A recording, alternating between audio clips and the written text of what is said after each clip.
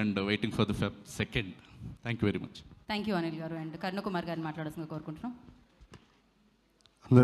అందరికీ నమస్కారం. First SKN గారి కంటే ముందు నన్ను పిలిచినందుకు thank you.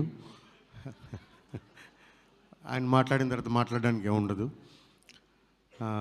First of all congrats to all the team members. నేను ఈ సినిమా గురించి కొంచెం ఉద్వేగంగానే మాట్లాడడానికనే వచ్చాను. మనం పాతాళ భైరవి తెలుగులోనే తీసాం, అంటే తెలుగు సినిమా పాతాళ భైరవి. మాయాబజార్ కూడా తెలుగు సినిమానే, శంకరాభరణం తెలుగు సినిమానే. అలాంటి చాలా గొప్ప సినిమాలు, జ్యోతి అంటే చెప్పుకుంటూ పోతే చాలా గొప్ప సినిమాలు తీసాం తెలుగులో. గొప్ప దర్శకులు, గొప్ప నిర్మాతలు, అంటే ఫిల్మ్ మేకర్స్ ఉండే ఈ తెలుగు సినిమా కొంతకాలం తర్వాత ఎందుకో మనం మంచి సినిమాలు తీయట్లేదనే అపవాదం అయితే మనకు వచ్చింది. అంటే కమర్షియల్ సినిమాలు ఓకే కానీ మన కథను మనం చెప్పట్లేదేమో అనే ఒక అపవాదం అయితే ఉండింది.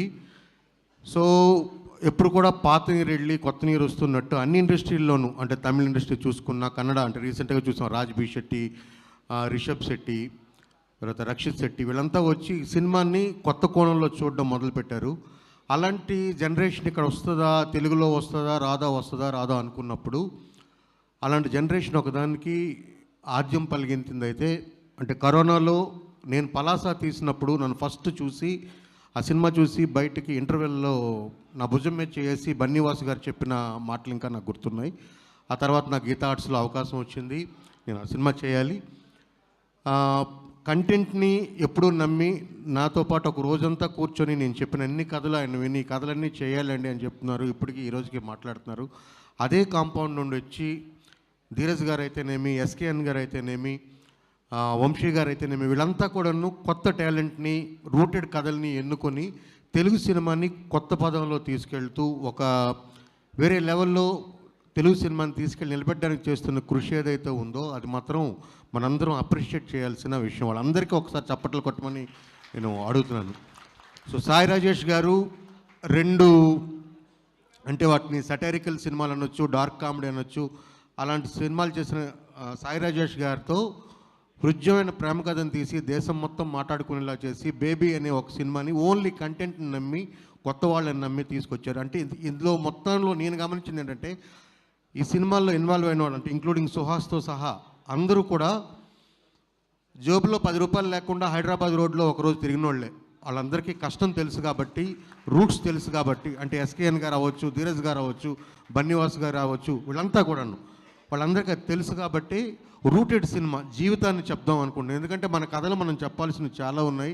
అందులో అంబాజీపేట మ్యారేజ్ బ్యాండ్ కూడా ఒక కథ. ఒక బ్యాండ్ పార్టీని ఎన్నుకొని వాళ్ళ వెనకాతలు ఉండే కష్టకాలను, ఎందుకంటే మొన్న నేను మట్కాలో ఒక సీన్ తీస్తున్నప్పుడు ఒక సెలూన్ షాప్ ముందు రాయాల్సి వచ్చింది కింద.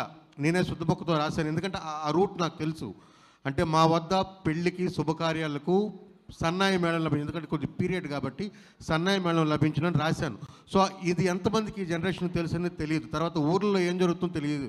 సో ఇలాంటి విషయాలన్నింటినీ మన జీవితాలని మళ్ళీ మనం ఆవిష్కరించే ప్రయత్నం చేస్తున్నందుకు ధీరజ్ గారికి, మంచి కథలు తీసుకొస్తున్న ధీరజ్ గారికి, ఎస్కేఎన్ గారికి, GA2కి, బన్నీవాస్ గారికి అందరికీ హృదయపూర్వకంగా నమస్కారాలు తెలియజేసుకుంటూ థ్యాంక్ యూ సుహాస్. మన ఇద్దరు పెద్ద పరిచయం లేదు, but I'm a big fan of you. మీ యూట్యూబ్ వీడియోస్ దగ్గర నుండి నాకు తెలుసు. సో తొందరలో మనం కలిసి పనిచేయాలి. ధీరజ్ గారు, ఇప్పుడు ఇది మీకు బేబీ ఆడియో ఫంక్షన్లో నేను మాట్లాడాను, బోల్ డబ్బులు వచ్చినాయి. నేను చెప్పాను నాకు బోల్ డబ్బులు రావాలి, నెక్స్ట్ సినిమా నాతోనే తీయాలి కాబట్టి ఎక్కువ డబ్బులు రావాలని. దీనికి కూడా బేబీకి సమానమైన డబ్బులు వస్తాయి. ఎక్కువ డబ్బులు వస్తే కూడా ఆ తర్వాత సంగతి, బేబీకి సమానమైన డబ్బులు వస్తాయి. మనం మంచి సినిమా చేస్తున్నాం. Thank you very much. Thank you Karunakumar గారు. అండ్ నితిన్ గారిని మాట్లాడాల్సిందిగా కోరుకుంటున్నాం. ఇక్కడ వచ్చిన గెస్ట్ అందరికీ థ్యాంక్ యూ.